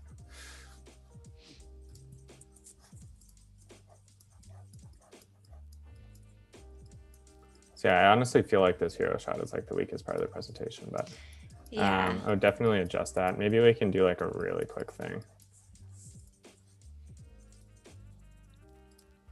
Okay, and then we just want to duplicate this page. Slap that in. Awesome. Sweet. So we kind of like have a presentation here to walk a client through, and then like, give or take like your points of interest that you want to like point out. So like, one of the things I would do is like, take circle something like this out and be like, here's like, where we're getting like a little bit of a spark of interest, and like this is where the personality is kind of coming through. Point out some of the details, like, circle this on like the can and be like, here's an example of like the drink, and like tell a little bit more of a story when you're presenting to your client. Could be like, make this like a little bit of an infographic, right? So we've got like our cool little can mockups, but like, what are the key takeaways from this? Like, this is working really well. We really enjoy this part or whatever, and just like point to it, give a little brief, and then, you can get more direct feedback to those smaller things, like whether that they're good or they need room for to improve. And would you walk your client through this over the phone? A Zoom presentation. I would screen share this. Like I'm definitely more of like a presenter type, where like I don't like to send my work and have the client interpret my work. I like to walk them through and let them know the decisions I made. First of all, like I think it just like does the design justice, and like it should be told.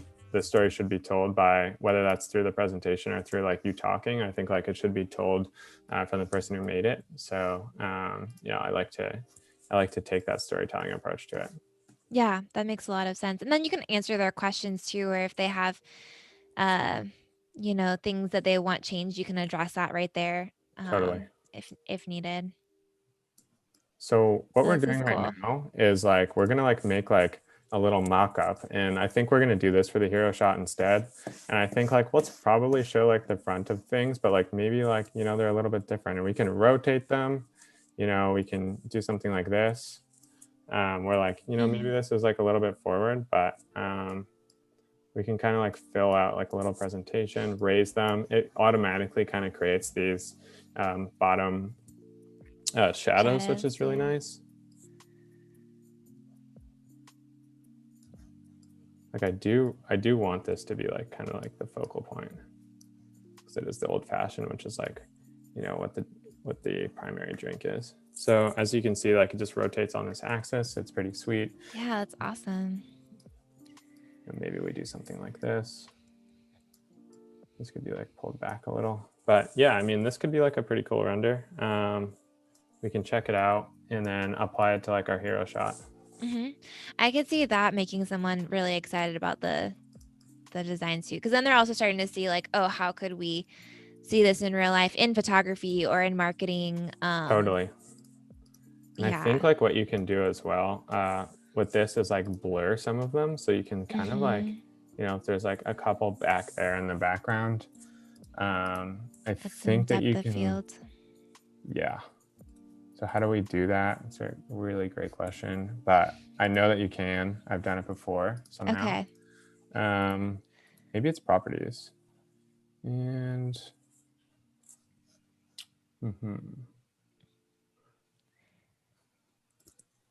maybe it's environment, honestly. Okay, I think this could be it.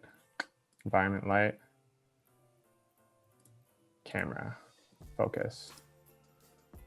Okay, so this set focal point. All right, so we're setting our focal point now. Nice. So we definitely want our focal point to be pretty big because we.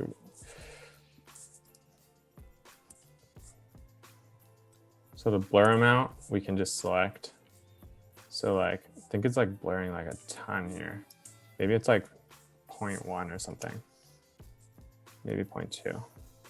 Seems like it's blurring a lot. And I think the reason is because my file is so small. Sure. Which I think like it's blurring a little bit more than it should. But you know, maybe let's just delete this, play with this, see what this render comes out like. Okay, let's jump over to design feedback, and then at the very end we can wrap that up and see the final. Sure. Final design. Okay.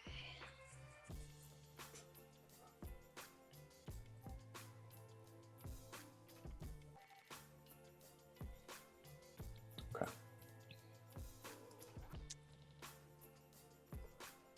Cool. So today's challenge was to create Georgia O'Keeffe inspired florals using the blend tool and freeform gradients. So yeah, if you missed this tutorial, you can rewatch it and see how Paul did this and still submit, still get feedback from the community after the stream. But yeah, this is our first one. Looks nice. Sorry, I'm just trying to pull up this. Oh yeah, no problem. Okay, we're good. We're good. Yeah. Okay, cool. Sweet. Yeah, and this is using like the gradient mesh tool that we were using in the tutorial. Sweet, nice job.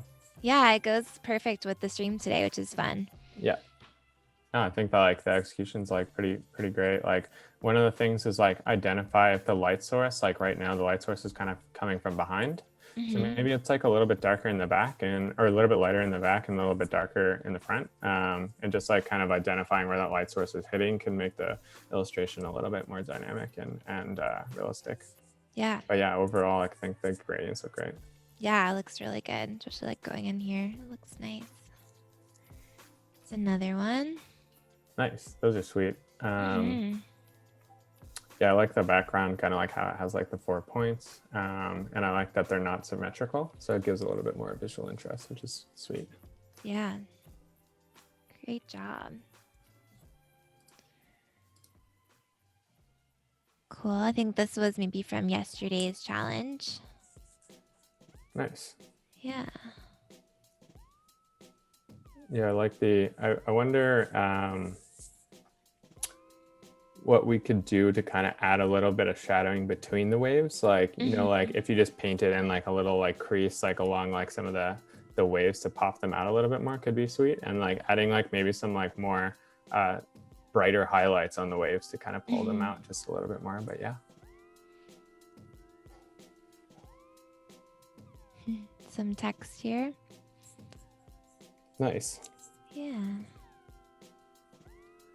Yeah, I think like maybe, is this for the gradient stuff? Is like the gradient on the leaf?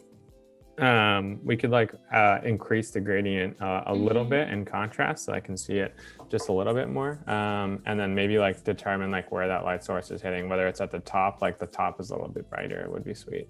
Yeah, for sure. More pop art.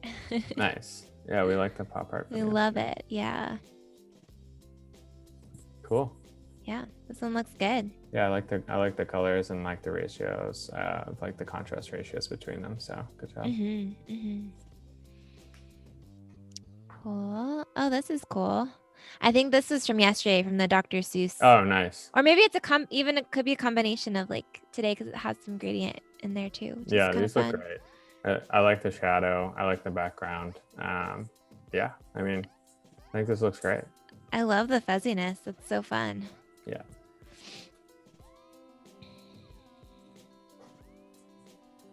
Nice. Beautiful. This one looks good too. Maybe like play with like bringing the gradient all the way to the corners. Like the four corners all have a color. It could like make it like maybe you went with like some of the yellows from the center of it as the background. Could be pretty sweet. Yeah.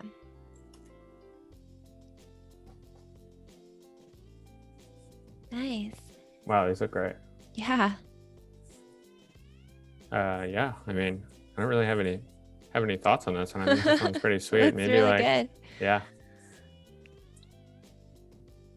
Yeah, I like the texture in here. I think that adds a nice touch to it. Sweet. Some texture in the stems too. Mm-hmm. That's cool.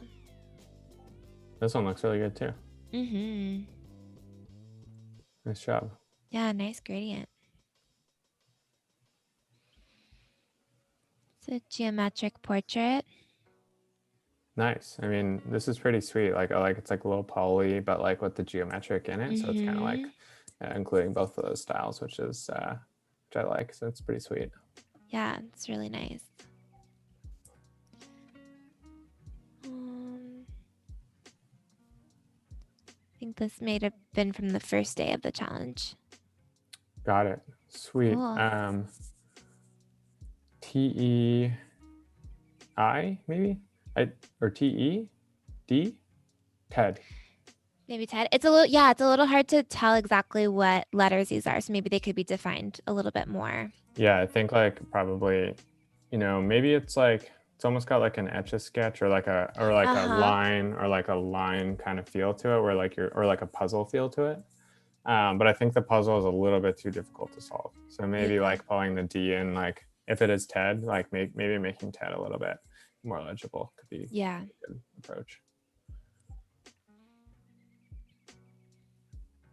Here's Dr. Seuss from yesterday. Nice. This one's fun. Kind of feels like something that I would expect. So pretty good job there. Yeah, I could see this in like a kid's book or something. I mean, guess makes sense with Dr. Seuss, but totally. Yeah, it's kind of very like playful. That like paper cutout style. Kind of like some sort of cartoon. Sweet.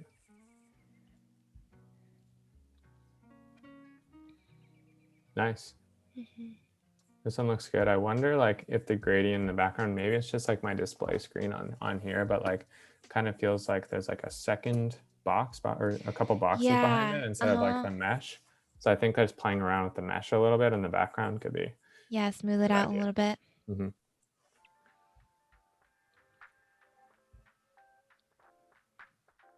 Nice. This is like another Dr. Seuss cutout. Yeah, I like the cartoony style. It's a paper cutout. It's cool. Okay, I think this is the one that Paul made on the stream. Cool. Thank you guys for submitting all of those. You can continue to submit for this challenge and get feedback from the community. And there's going to be an XD Daily Creative Challenge right after this too. So make sure that you stay around for that. And we can hop back over. We have a couple more minutes left with Michael. So if you guys have any last questions, feel free to ask them now while we still have Michael available. Okay.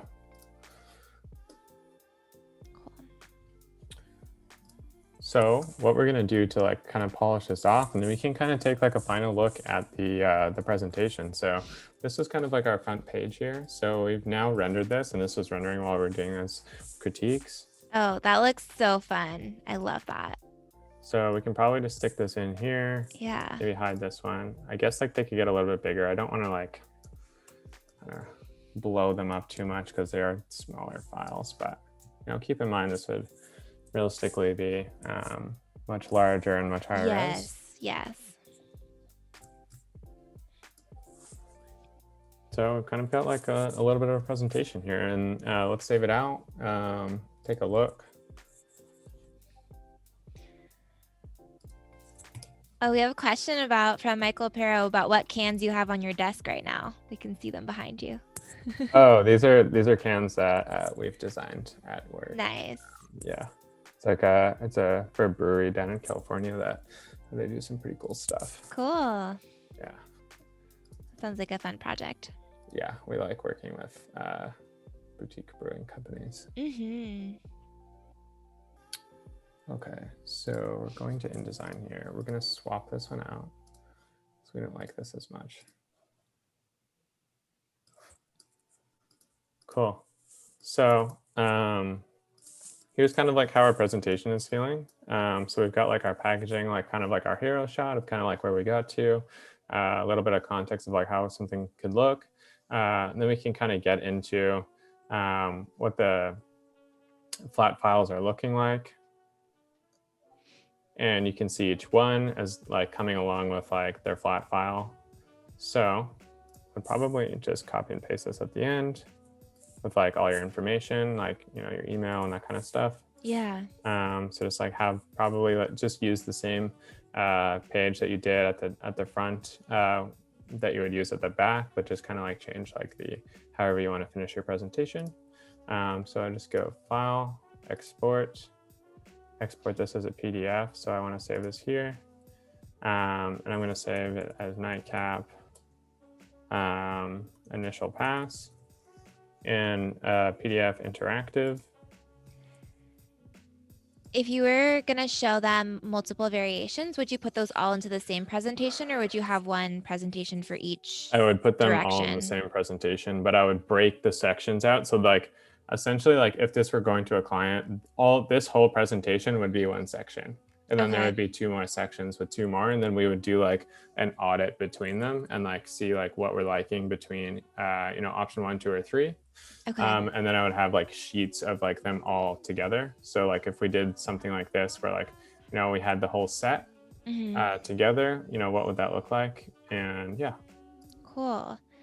And then Marsha asked about if you mentioned yesterday that they could get an example of their brief. So I can go ahead and there's going to be a Dropbox link I'll drop into the chat for you guys. I think like a nice way to end this would be to take a look at all 3 next to each other in the flat. Yeah. Because we have like this one that's a little bit more, but I did want to like save out one that was more similar to this. So we're going to design, maybe just like Command Z all this stuff that we're playing with.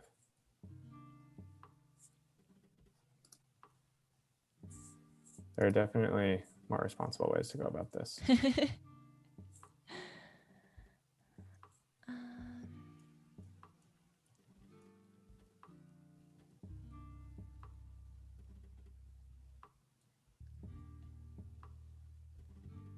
Cool. I'm trying to get you guys that link. Okay. So let's go rotation 0, rotation 0, 0.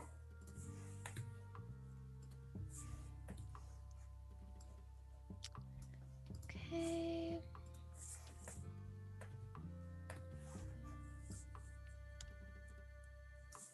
Okay, there you guys go.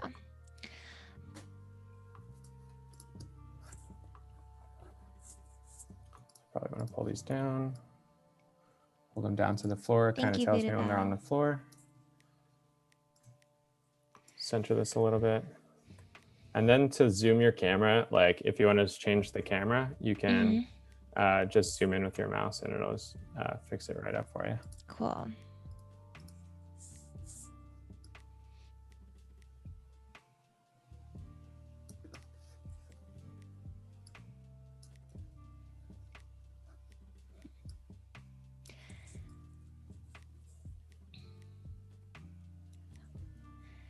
Jairus asked, in real life, the top part of the cans gets smaller. How do you set up a print file for that? Oh, like, so are you talking about like this little lip here? I think that's what they mean. Like there's a lip, but you wouldn't have to make you wouldn't have to make the file smaller at the top right. That's just how it will form. That's how it'll print. Yeah. You don't need to. And like a lot of these like in-depth kind of like printing things, like obviously we collaborate with printing companies that do this all the time and will let us know like what we need to do to make sure that the best product comes out. And like, you know, a lot of times too, like they will do like a test run and send you like, you know, what the product's going to look like and feel like. Sure. Yeah. Beforehand, so you can make adjustments based on that. But you know, just work with like a good printing company, and they'll tell you like, hey, this isn't working, or hey, this is working. Okay, so we'll do this final render here. This one is going to be hero shot 2.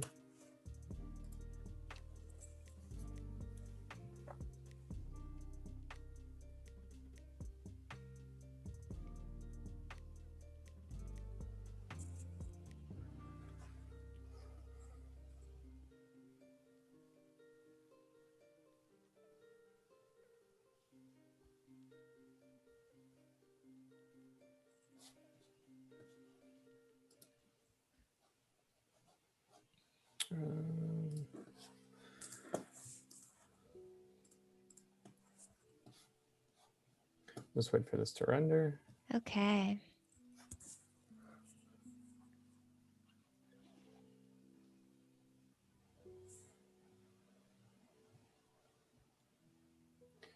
Eight seconds should be good to go. And then we'll save this out and, you know, take a look at what we came out with here. Cool. You got a lot done.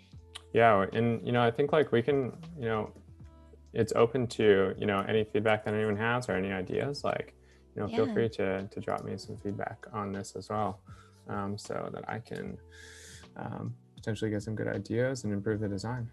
Yeah.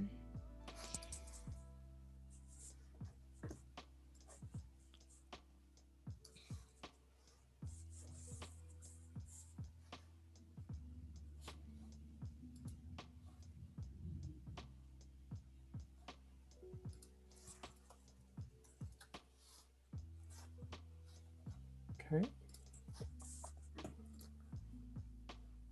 Yeah, so maybe like after this page, we would break into like, you know, a review page. And what does that review page look like of like the 3 cocktails that we have? So like, let's just export this and then we can review what the presentation is looking like. So what did I save this presentation as? Am I not seeing it here? It's right here. Replace this, export this, should be good. We can open this, probably exit out of this file so that when we reopen it, it's updated. And then we're looking for the initial pass. Okay, great. Awesome. So this is kind of like where we came out with. So if we want to like take a look at like, you know, what we were trying to achieve, we were trying to achieve a, you know, a single pass at one of 3 options for, you know, an RTD cocktail, kind of using like Nightcap as a placeholder graphic for a brand that would be represented through like whatever brand that, you know, could be collaborating on picking this up as a product for market. Here's kind of like, you know, it's almost like a pitch, like here's kind of like how, you know, we did it. I would generally talk about this and give a little bit of insight into like how we got here, what we learned. I think like it's important to take a look at the landscape that we took a look at yesterday and built that out. And, you know, what's the customer expectation? So like in this presentation, we should also include, you know, a matrix of like the landscape of the current market, like price points for different products, and like, you know, this is more on the luxury side. This is more on like the affordable side, and then get into like where we're positioned as a brand and how, you know, how that impacts our design decisions.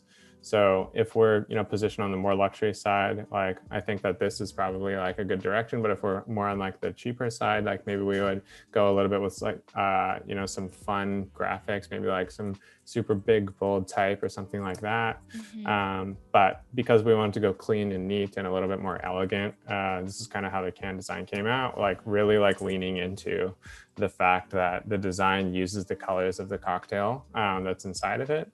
And then you can see here kind of how the gradient will flow from edge to edge, and you can see the banner on both sides. Then I would go into this one. We can see this one, same thing.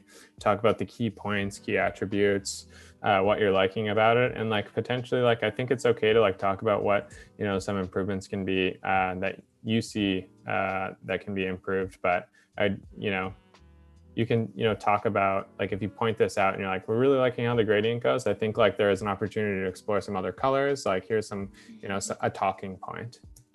And then here we've got like the Bella Luna, which is like the final file. Take a look at that, check all the copy out, everything's correct. And then we've got this one. This file's looking a little bit weird to me, but that's okay. And then at the end, we can take a look at the set, see what's working, see how it scales out. And, are we satisfied with this as a first pass? Probably. Do I think that there's room for improvement? Probably, yeah.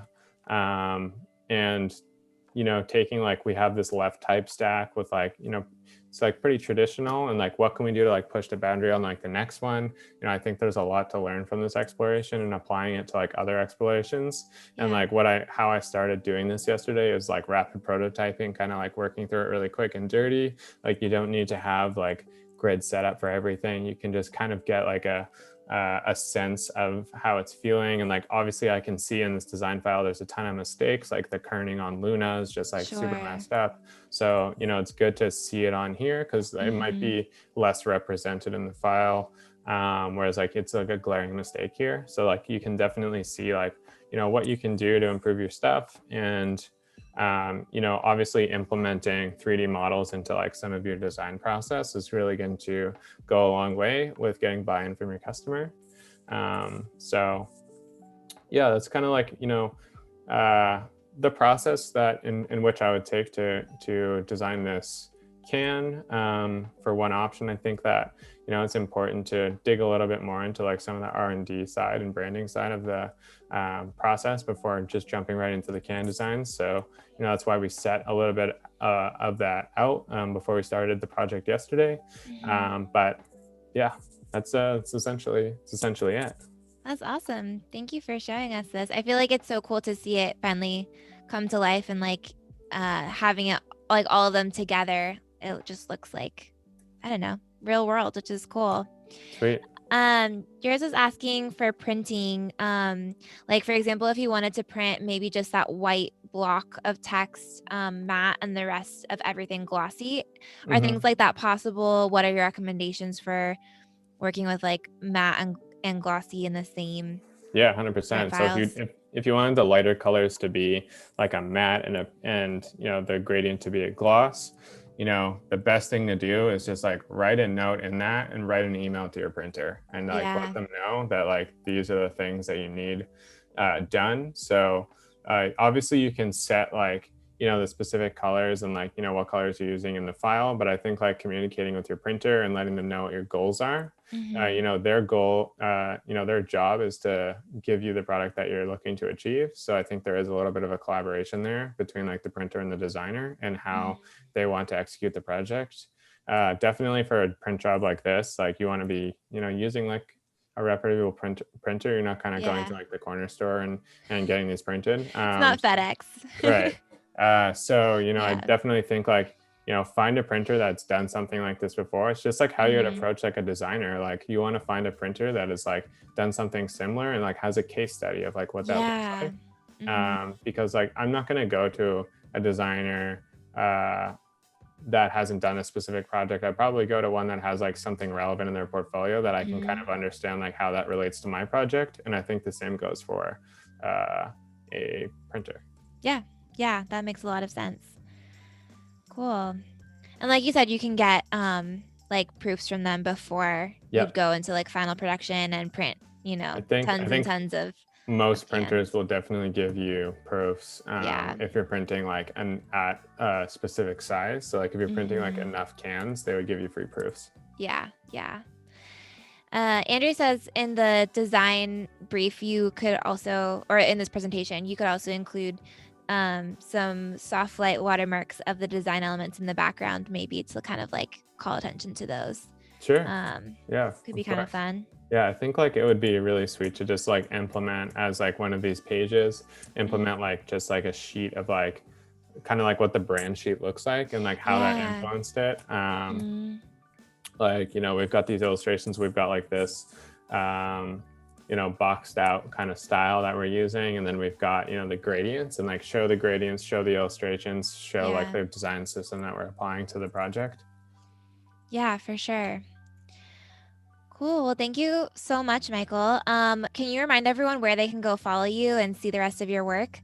Yeah, totally. So you can find me on Behance. I think it's just Michael Moodie. And then you can find me on Instagram at Michael Moodie, or Michael_Moodie would be my Instagram. Cool. And then right after this, we have an XD Daily Creative Challenge, so make sure you stick around for that. There's also other streams going on today. Hold on, let me make this so that I can read it. There we go. XD Daily Creative Challenge right after this, and then a draw along with Kyle, and then a design off with Voodoo Val and Alina. So make sure you stick around. Thank you guys so much for watching, and thank you so much, Michael. And we'll see you guys later. Thank you. All right. Well, thanks for everything. Bye.